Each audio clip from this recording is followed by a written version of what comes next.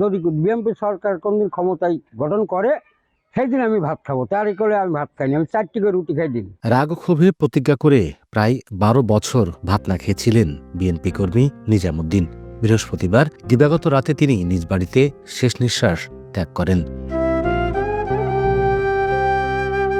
2014 সালের 31 মে শহীদ প্রেসিডেন্ট জিয়াউর রহমানের মৃত্যুবার্ষিকী উপলক্ষে গ্রামে দোয়া ও মাহফিলে খাবারের আয়োজনে রান্না করা খাবারের হাড়ি ওই সময় স্থানীয় আওয়ামী লীগের নেতাকর্মীরা ফেলে দেয়। আর এই ঘটনায় চরমভাবে ক্ষুব্ধ ও অপমানিত হয়ে নিজামুদ্দিন তখন প্রতিজ্ঞা করেছিলেন, যতদিন বিএনপি সরকার ক্ষমতায় না আসবে ততদিন তিনি ভাত মুখে তুলবেন না। তারপর টানা 11 বছর 7 মাস 10 দিন ভাত খাননি তিনি। নিয়মিত রুটি, চিরা, গুড়, কলা কিংবা সামান্য শুকনা খাবার খেতেন বলে জানায় তার পরিবার। এমনকি প্রতিজ্ঞা মতোই তিনি মৃত্যুর আগ পর্যন্ত প্রায় 12 বছর ভাত না খেয়েই ছিলেন তিনি।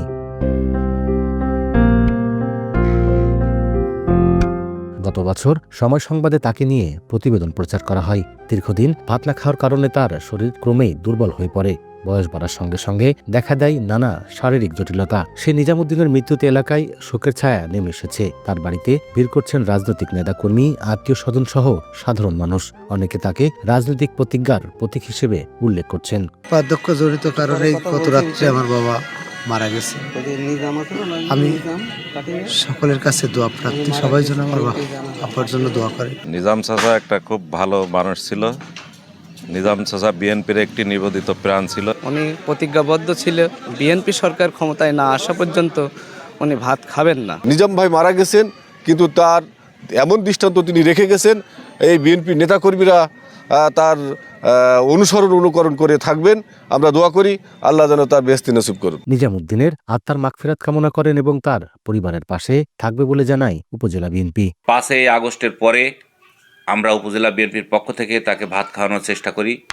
সে বলেছে যে না, যতদিন পর্যন্ত বিএনপি ক্ষমতায় না আসবে আমি এই ভাত খাবো না। আপনারা জানেন আমাদের ভারপ্রাপ্ত চেয়ারম্যান তারেক রহমান, তিনিও তার চিকিৎসার জন্য যাবতীয় ব্যবস্থা করেছেন দলীয়ভাবে। আমরা উপজেলা বিএনপির পক্ষ থেকে শোক সমাপ্ত পরিবারের আমরা সমবেদনা জানাচ্ছি। সেই সাথে এও জানাচ্ছি যে আগামী দিনে তার পরিবারের পাশে সবসময় উপজেলা বিএনপি থাকবে, সার্বিক সহযোগিতায় থাকবে ইনশাল্লাহ। নিজামুদ্দিন ঝিনাইদহের মহেশপুর উপজেলার বাঁশবাড়িয়া গ্রামের বাসিন্দা ছিলেন। লোটাস রহমান সোহাগ, সময় সংবাদ, ঝিনাইদহ।